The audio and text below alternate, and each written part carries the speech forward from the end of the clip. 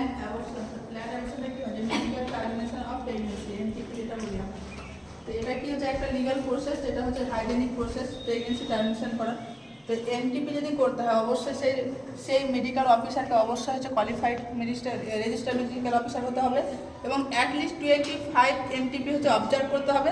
আর at least হচ্ছে 5 MTP হচ্ছে যে কি অ্যাজ এ প্রাইমারি সার্জনের আন্ডারে কীভাবে করতে হবে, মানে কোনো সিনিয়র সার্জন থাকবে তার আন্ডারে হচ্ছে করতে হবে, তখনই সে হচ্ছে যে কি এমটিপির জন্য হচ্ছে যে কি eligible. Rules of MTP, MTP করার জন্য কী কী রুলস থাকে, এখানে হচ্ছে যে এমটিপি করতে হবে সেখানে সেই ইনস্টিটিউশনটা অবশ্যই হতে হবে রিকগনাইজ হতে হবে গভর্নমেন্ট পারমিট দ্বারা ইন্ডিয়া। তো যেখানে হচ্ছে যে কি এমটিপি করা হবে সব জায়গায় কিন্তু এমটিপি করানো হবে না, অবশ্যই কী হতে হবে গভর্নমেন্ট দ্বারা পারমিট হচ্ছে যে কি ইনস্টিটিউট হতে হবে।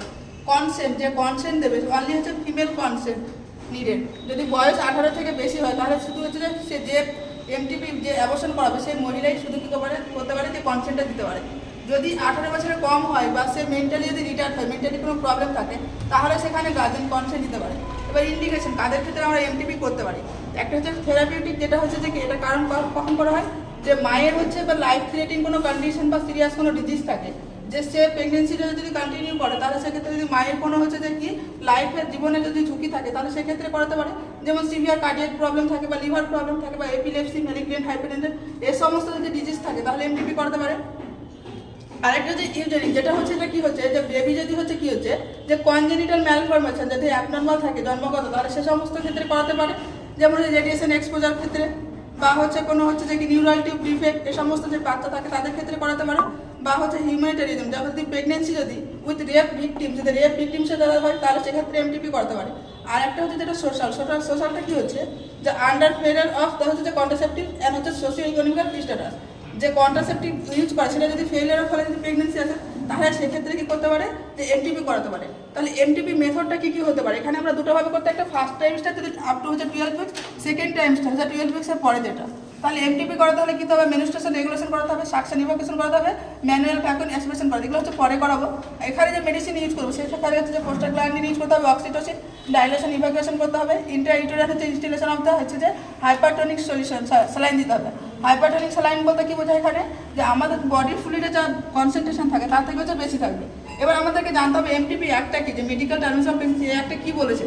তো এখানে আমাদের আগে একটা অ্যাক্ট দিয়েছে সেটা হচ্ছে 1971 সালে, এখন যেটা হচ্ছে 2021 সালে দিয়েছে।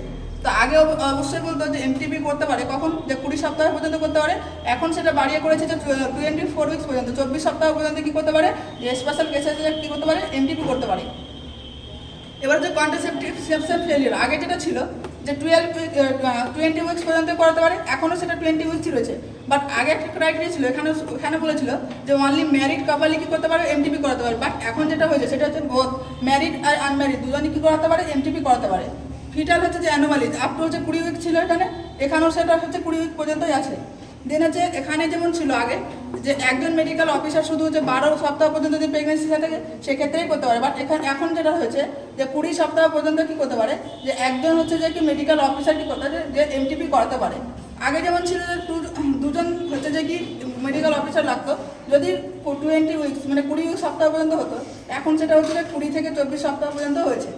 দেন হচ্ছে যে এমটিপিটা হচ্ছে টাইমিং অফ প্রেগনেন্সিটা সব থেকে বেস্ট টাইম হচ্ছে যে 7 উইক্সের মধ্যে করাটা হচ্ছে সব থেকে বেস্ট টাইম, এবং হচ্ছে এখানে আমরা মেডিকেল মেথড ইউজ করি অ্যাবর্শনের জন্য। আর বেস্ট মেথড হচ্ছে যে অ্যাবর্শন হচ্ছে আপ টু হচ্ছে 12 উইক্স, সেটা হচ্ছে যে কী সাহায্য করি আমরা সাকশন ইভাকুয়েশন সাহায্য করি। তো আজকে এই পর্যন্ত।